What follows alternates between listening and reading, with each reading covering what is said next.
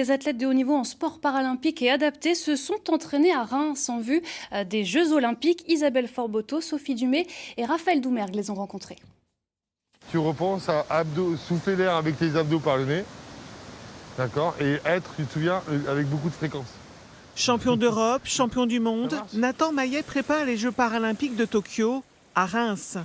Atteint de troubles autistiques, le jeune homme nage le 100 mètres en dos et nage libre, catégorie sport adapté. Le stage de Reims se passe bien, c'est pas encore fini, mais du coup, ouais, c'est vraiment génial. On s'éclate, on est enthousiaste, on fait beaucoup de choses. Enfin, voilà, le bassin, il est vraiment... il me l'a ramené pour moi, mais on dirait qu'il est là en disant « Ouais, Nathan, tu peux venir profiter tant que tu veux. Je suis là pour toi, pour t'aider dans ta préparation aux Jeux paralympiques. » Donc là, c'est vraiment extraordinaire, quoi. Avant cela, fin mai, Nathan ira chercher une performance à Madère au Portugal, où il disputera les championnats d'Europe. La venue de ces athlètes de haut niveau augmente la visibilité des infrastructures rémoises labellisées Terre de Jeux en vue de la préparation des Jeux Olympiques de Paris. Nous sommes la ville du Grand Est qui a le plus de sites labellisés, in situ.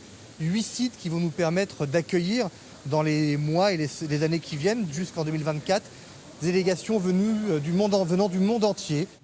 En stage à Reims, à l'invitation des étudiants du CREPS, les basketteuses de l'équipe de France Handisport ont pu tester, elles aussi pour la première fois, les infrastructures sportives et non sportives de la ville.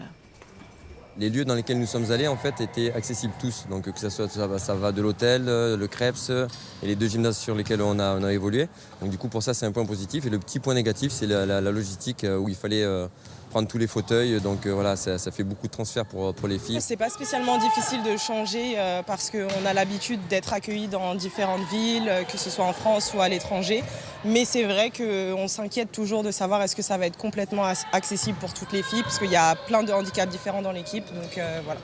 Les basketteuses françaises préparent les championnats d'Europe B pour remonter en division A et ainsi envisager une sélection aux Jeux paralympiques de Paris en 2024. La ville de Reims, elle, se prépare à accueillir de nombreuses délégations étrangères dans les mois à venir.